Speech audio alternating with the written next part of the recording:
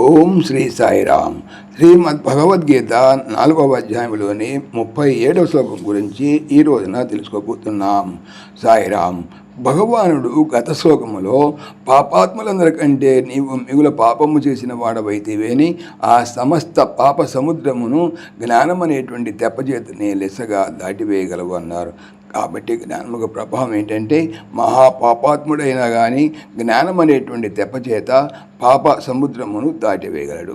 ఇక ఈరోజు తెలుసుకుపోయేటువంటి శ్లోకములో అగ్ని దృష్టాంతము చేత జ్ఞానం యొక్క మహిమను వర్ణించబోతున్నారు. యథైధాంసి సమిద్ధోగ్నిర్భస్మసాత్ కురుతే అర్జున జ్ఞానాగ్ని సర్వకర్మాణి భస్మసాత్ కురుతే తథా.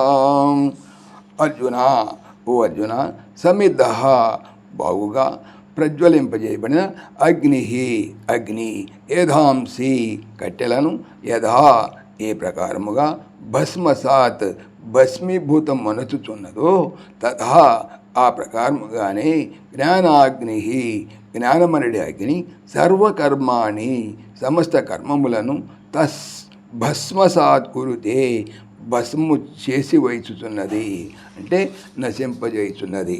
తాత్పర్యం, అర్జున, బాగుగా ప్రజ్వలింపజేయబడిన అగ్ని కట్టెల ప్రకారమును కట్టెలను ఏ ప్రకారముగా బుడిదిగా చేయుచున్నదో ఆ ప్రకారమే జ్ఞానం అనేటువంటి అగ్ని సమస్త కర్మములను భస్మం మనసు వేయుచున్నది. కొద్దిగా వ్యాఖ్య తెలుసుకుందాం. జ్ఞానం అనేటువంటి అగ్నితో పోల్చి దాని మహిమని ఇక్కడ వర్ణించుతున్నారు. దుఃఖరాహిత్యము జన్మరాహిత్యము చే కలుగును, జన్మరాహిత్యము కర్మరాహిత్యము వలన సిద్ధించును, కర్మరాహిత్యము జ్ఞాన ప్రాప్తి వలన చేకూరును. కొండంత కట్టెల రాశి అయినను అగ్ని బుడిదిగా చేసి వేయగలదు. అట్లాగే సంచిత కర్మాలు అనేకం ఉండినను కానీ వాటి అన్నిటినీ జ్ఞానం అనేటువంటి అగ్ని వినాశమనచగలదు. సాయిరామ్. ఓం దేవకీ నందనాయ విద్మహే వాసుదేవాయ ధీమహి తన్న కృష్ణ ప్రచోదయాత్. ఓం సర్వం శ్రీకృష్ణార్పణమస్తు. జై శ్రీకృష్ణ, జై జై శ్రీకృష్ణ.